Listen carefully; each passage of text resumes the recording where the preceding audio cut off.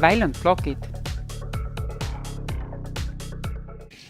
Eelmises videos tuletasime meelde, millised EdBlocksi programmeerimisplokid panevad Edisoni sõitma. Selles osas vaatame läbi kõik Edisoni väljundplokid, mille abil Edisoni tulesid, heli ja sõnumite saatmist juhtida. Kordamiseks kasuta ka väljundplokkide meelespead. Edisoni väljundplokid asuvad menüüvalikus Outputs ehk väljundid. Kokku on selles menüüvalikus 10 plokki, kuid 8 plokil on all kolmnurgad, mille all on peidus erinevad häälestusvõimalused. Koos nende häälestusvõimalustega on sul võimalik anda kokku 57 erinevat väljundit tekitavat korraldust. Vaatame need järjest läbi ja aeg-ajalt koostan ka mõne programmi, et demonstreerida, kuidas vastavad plokid töötavad. Kõigepealt vaatame LED-lampide juhtimisega seotud plokki, mida on võimalik häälestada 6 erineval moel. Lülita mõlemad LED-id sisse. Korraldus lülitab sisse mõlemad LED-lambid. Lambid põlevad kuni programmi lõpuni või korralduseni, mis neid välja lülitab. Lülitab parem LED sisse. Korraldus lülitab sisse parema LED-lambi, kuid ei kustuta ära vasakut LED-i. Lülita vasak LED sisse. Korraldus lülitab vasaku LED-lambi sisse, kuid ei kustuta ära paremat LED-i. Lülita mõlemad LED-id välja. Korraldus lülitab mõlemad LED-lambid välja. Lülita parem LED välja. Korraldus lülitab parema LED-lambi välja, kuid ei lülita vasakut LED-i sisse. Lülita vasak LED välja. Korraldus lülitab vasaku LED-lambi välja, kuid ei lülita paremat LED-i sisse. Tegin programmi, kus kasutan kõiki LED-idega seotud blokke. Laadime. Katsetame.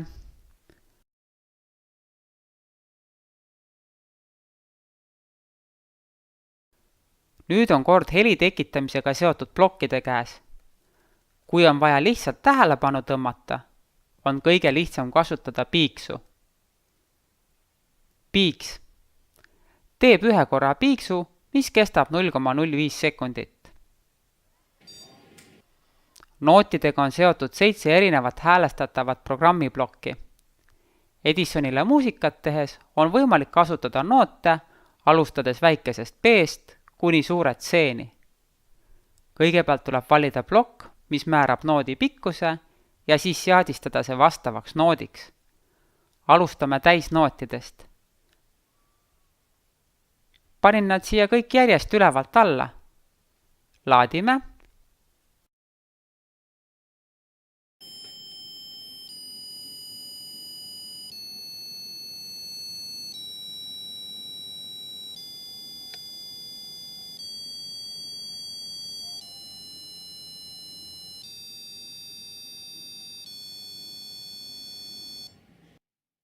Jätkan poolnootidega.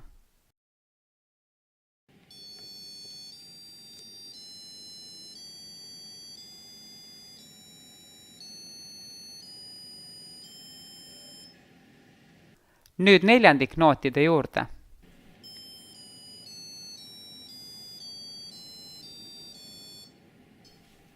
Ja jäänud on kaheksandiknoodid.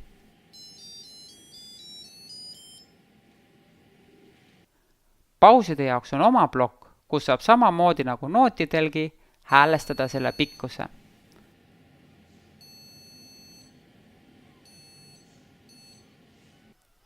Järgmise noodi kõrgendatult mängimiseks on oma plokk, mis tuleb panna enne seda nooti, mida soovime kõrgendada.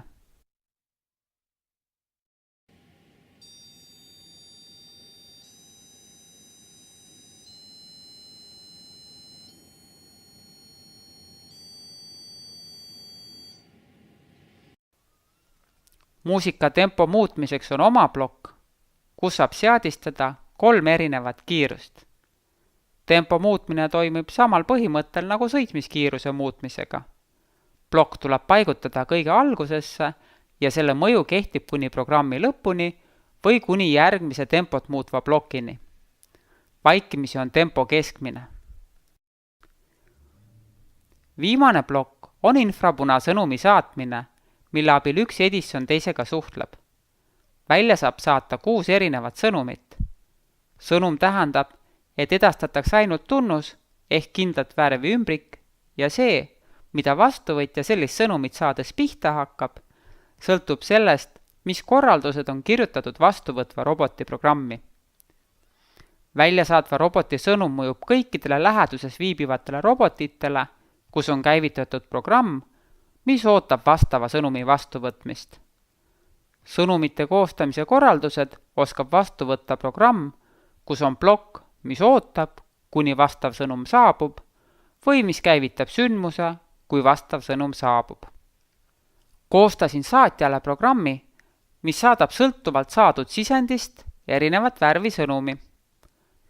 Sisendid on 1 käteplaks, 2 käteplaksu, 3-nurgale vajutamine, ümmargusele nupule vajutamine. Vastuvõtja robot reageerib vastavalt 1, 2, 3 või 4 piiksuga.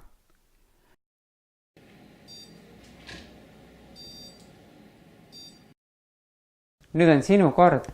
Tee läbi ekraanil ilmuv väljakutse ja kohtumiseni järgmises videos. Ava eatblocks.com. Vali menüüst Outputs ehk väljundid ning koosta programm, mis kasutab LED-lampe, piiksu ja noote. Kas väljundblokid on juba kõik meelde jäänud?